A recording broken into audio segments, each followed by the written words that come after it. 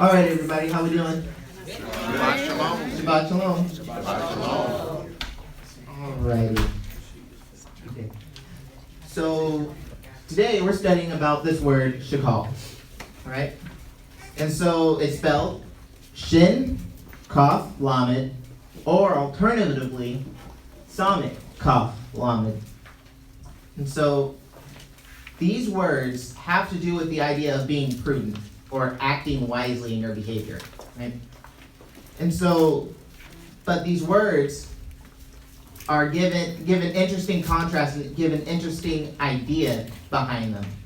So, as I drew up here, you guys see this little battery picture. So a lot of Hebrew words have a positive and a negative charge, kind of like the positive and negative side of a battery.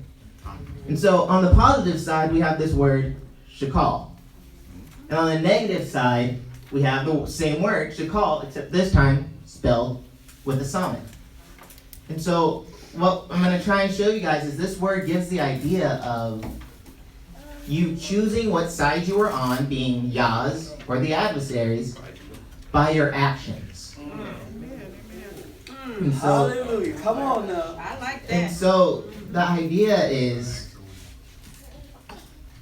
well, let's first break down the word. So we have Shin, as which we just went through, means eat, consume, and destroy. Then the next one is Kaf, which is a palm of a hand or to open something. And Lamed is a staff, a goad, or to control. And so if we think, okay, this word, which is the positive, means to act wisely. And so at first you think, what does consuming while having a staff in your hand have to do with behaving wisely? Well then, we also have to look at the negative, which is the sign of which Samik is the sign of having a hand on a staff, pointing towards something. And that's the negative. So we have one which is a hand holding a staff, and one which is something being destroyed with a hand and a staff. And so that kind of seems opposite at first, doesn't it? Like you have one that seems all nice and happy, and you think, oh, that's a good one. But when we look at Scripture, it gives a different picture. It doesn't go with that light, happy one. It goes with the one that's referenced destroying for a very particular reason. And so let's go into where these words are first mentioned. SAKAL is first mentioned in Genesis 3:6. Go there.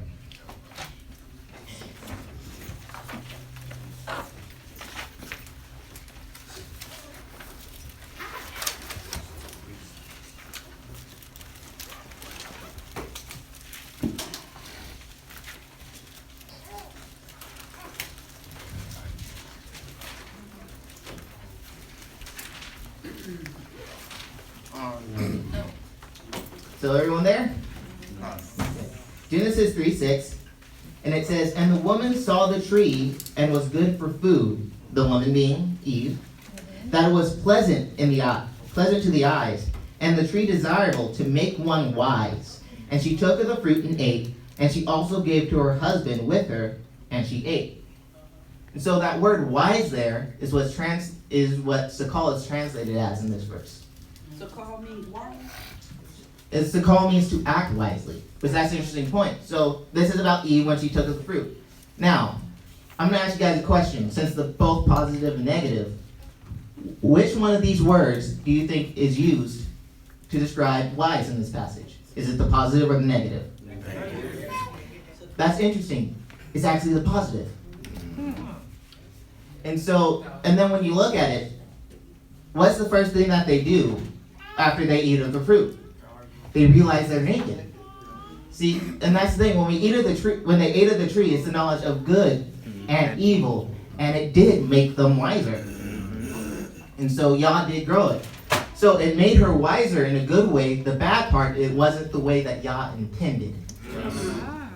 And so, what did they do? Once she got this, she realized, hey, it's actually good for me to wear clothes.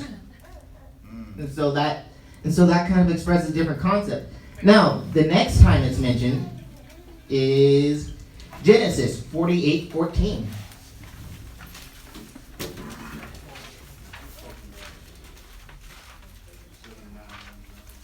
48 what? 14.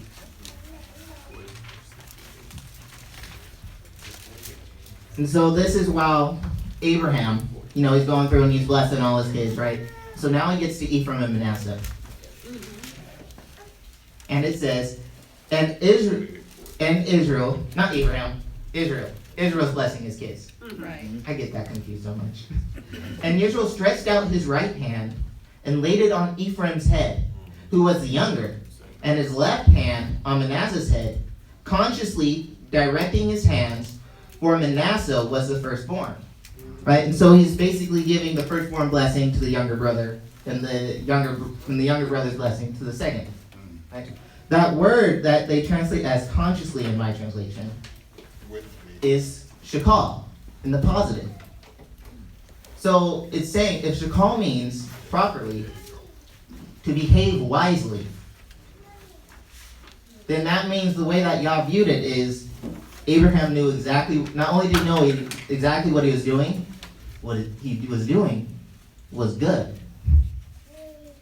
And so that's a whole nother can of worms that everyone can study on their own in later time.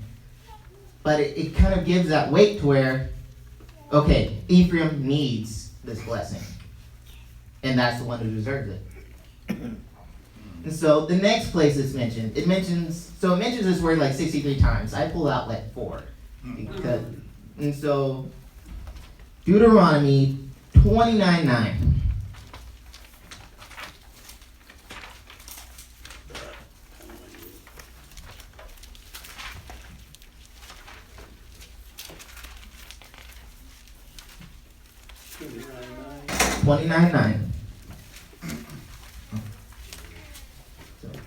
Everybody there? And so 29:9 it says, therefore you shall guard the words of this covenant and do them, so that you prosper in all that you do. So that word there, where you shall prosper, that you prosper, that word is shakal. So here it's also translated as prosper.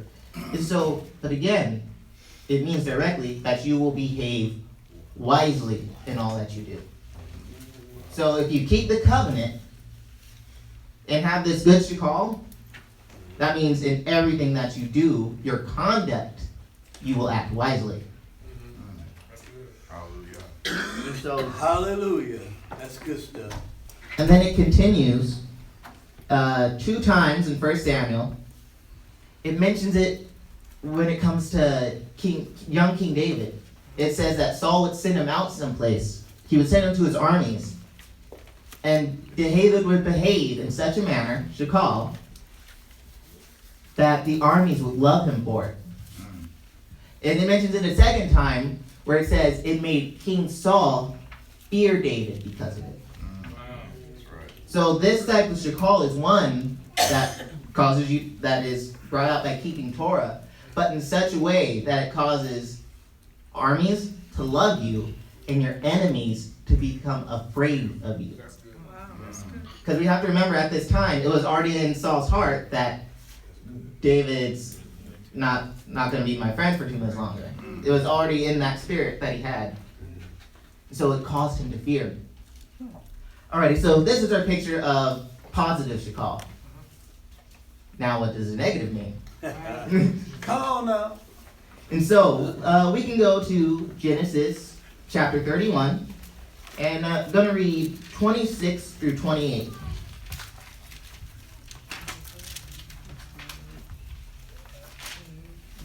Genesis, what again? 31. 31?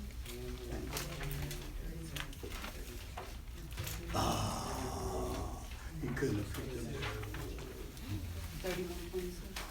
better. He could have picked them better. That's a good one. That is a good one. And so, everyone there? And it says, and Laban said to Yaakov, What have you done that you deceived me and driven away my daughters off like captives taken with the sword? And why did you flee secretly and deceive me and not inform me? And I would have sent you away with joy and songs, with tambourine and lyre. And you did not allow me to kiss my sons and my daughters. Now you have been foolish to do this. That word foolish there is this SAKAL. And so his whole entire point was, if you just told me that you were leaving, I would have sent you away with gifts. I would have blessed you. I would have made myself okay with it. But no, he decided to sneak out like really a thief in the night. And that was foolish. And so that was the claim. Now the next place this is mentioned is, it mentions this a lot about everyone's favorite king, Saul. 1 Samuel 13. And this one's a bit of a longer one, so someone else can read it if they'd like. 13.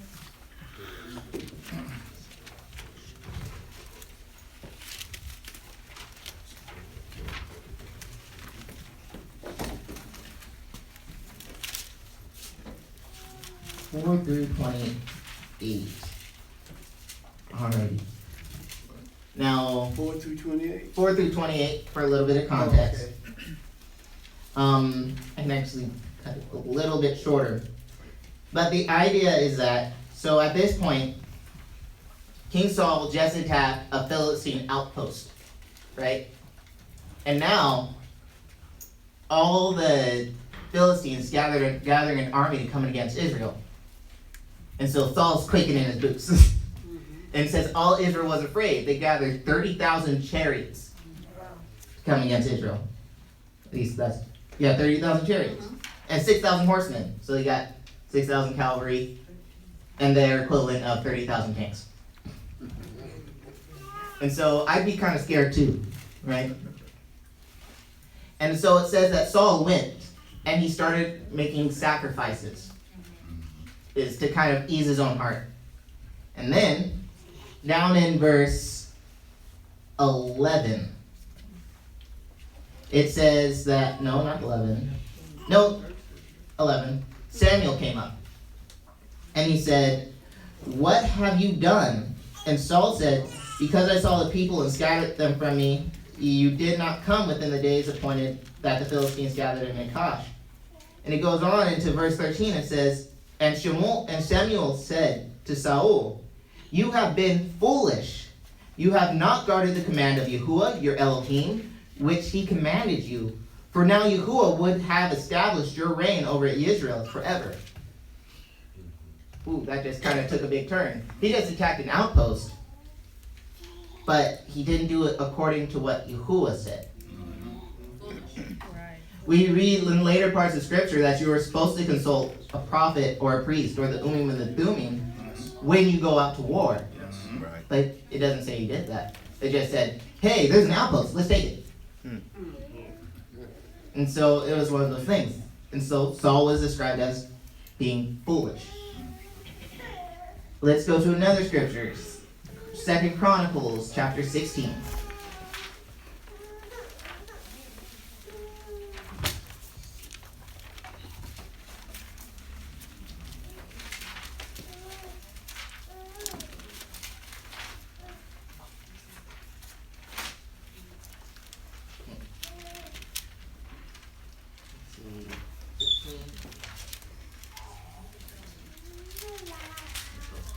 Is it 2 Chronicles? 2 Chronicles chapter 16 and verse 9. Verse 9. There. For the eyes of Yahuwah diligently search throughout all the earth to show himself to be strong on behalf of those whose heart is perfect in him. You have acted foolishly in this. So from now on you shall have battles. And so previous verses for context, read from the beginning of the chapter. And so, but it talks about all these battles that have been brought up without consulting God. Or actually in this one, it speaks specifically how Israel went out and made a covenant with a different nation. So now it's not just a battle that was without Yah, it's a battle that's not being fought on Yah's strength. Let's see, and I have one more. Isaiah 44, 24 through 25. Isaiah 24. 44, 24 through 25.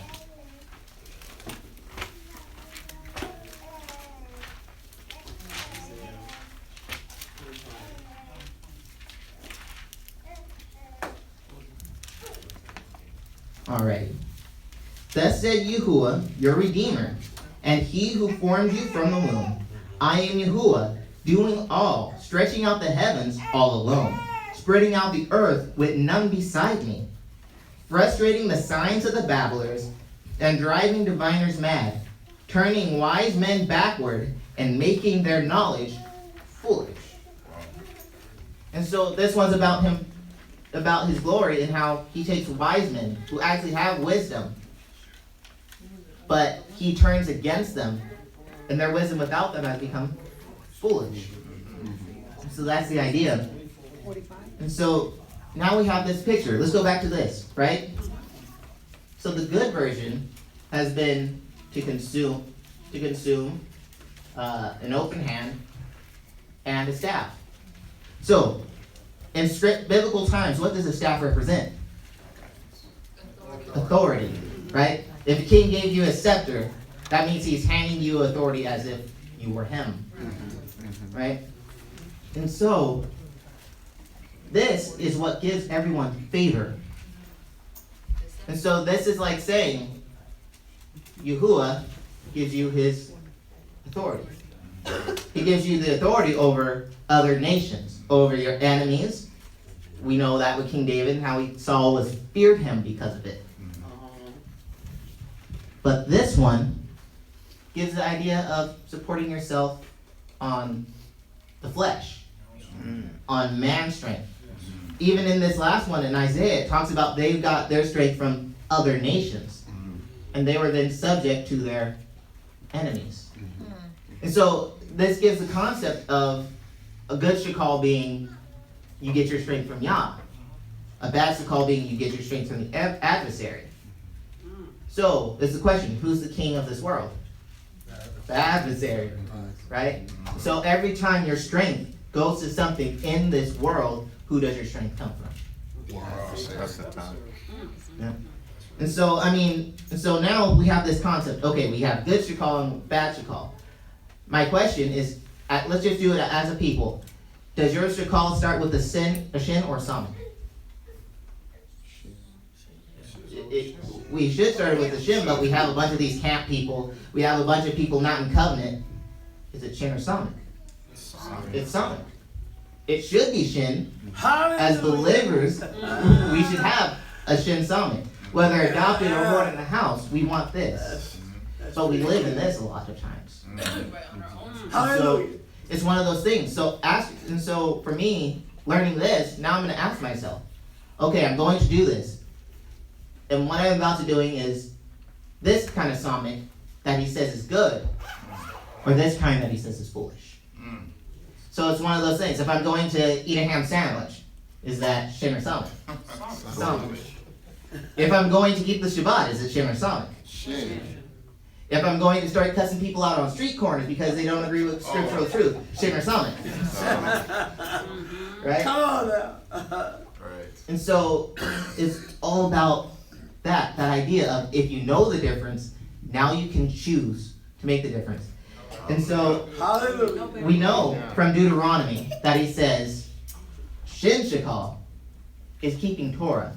And if this is the opposite, I wouldn't say this is not keeping Torah, because Paul in Romans chapter 7, he describes how there are two laws. One in my flesh, and one is the spirit. Right. And they constantly war against each other. Right. And so it's the idea.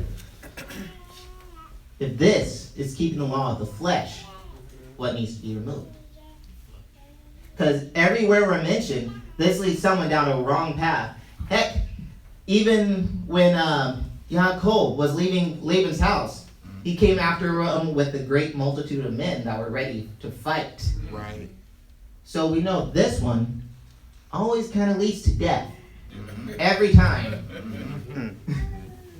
So, if that's the major point, my question is, in all your actions, not some of your actions, not just on Shabbats, not just on Tuesdays, is it this one? This is the one you want, this is the one you need. So ask yourself, have my actions recently, have my actions I made in the past, and are my actions going forward? This one. Oh, God. That's all I got for you.